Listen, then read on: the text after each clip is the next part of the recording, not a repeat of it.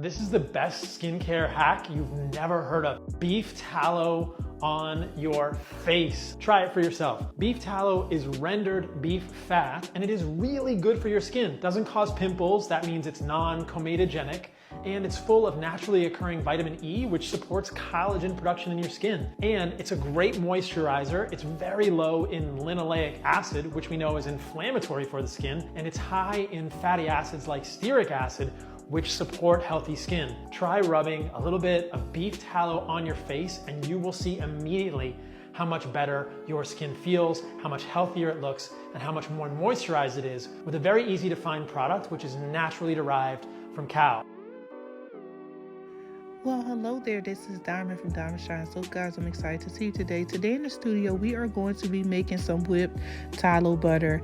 Guys, I'm so excited about this recipe because this is one of those old school recipes that will never fail, okay? People love tallow butter. A lot of people got away from it because of this whole vegan movement, but there are still a lot of people that love the benefits of tallow butter. Listen, guys, if you love my videos, go ahead and hit that like. Go ahead and subscribe. You do not want to miss the videos that we will be making on this channel in the upcoming weeks. Okay, let's go ahead and get right into it. Okay, so as you can see, it looked just like grits. If I want to describe the texture of it, I will say it looked like some grits, honey, with some cheese in it. That's exactly what it looked like before we melt it down. So what we're going to do is we're going to go ahead and put this on a double boiler method, and we're going to melt it down. We're going to add a light oil to it because of course we need to melt it down because it's so grainy, and the oil will just help it to be a little bit more fluffy after we take it off and of course put it in the freezer. So let's go ahead and add our oil to it. And also, guys, the recipe is linked in the description box in my Patreon, along with other skincare recipes and candle making recipes, you name it, it's all there. So go ahead and check it out. All right, so let's go ahead and add our oil. And listen, guys, I'm using the safflower oil, but like I said, you can use any kind of oil that you want. You can use olive oil, avocado, it does not matter. You can swap out the recipe. But me, I like to keep it light and fluffy. Let's go ahead and melt it all the way down. All right, here we go. Looking beautiful, I see. All right, so now what we're going to do is we're going to go ahead and we're going to add our fragrance. Now, remember, add your fragrance at a low temperature. Do not add your fragrance when it's really hot, okay? And the reason why I say that is because the fragrance will last longer that way.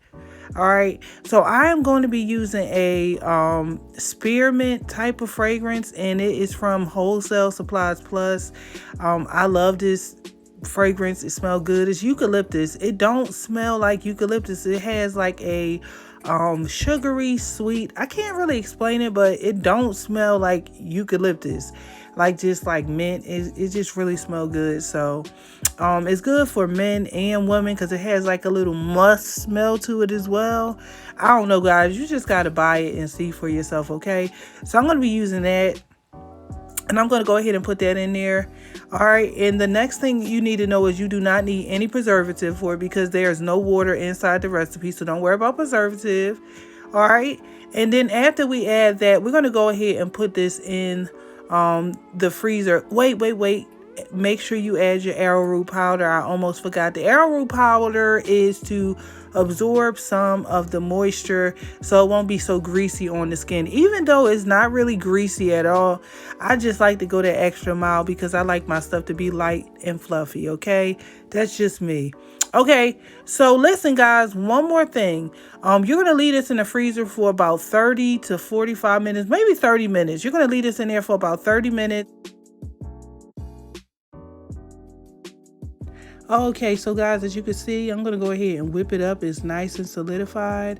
You know, the only thing I want to tell you about this process right here, I added my fragrance already, but you can add your fragrance in this process if you want to. Don't whip it too long. I'm going to go ahead and scrape my sides down just to make sure I got all of the hardened butter that is around the beaker.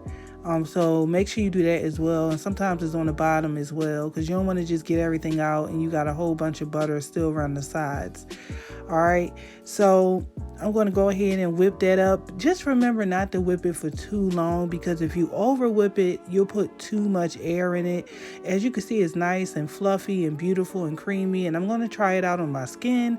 And guys, it looks so nice on the skin. As you can see, it's not really greasy and it absorbs pretty fast. You just rub on it and look at it, it's seeping into the skin already.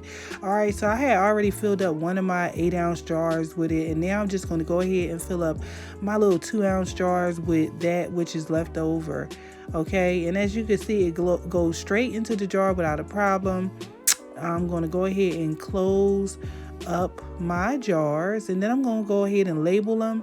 But as you can see, I am finished.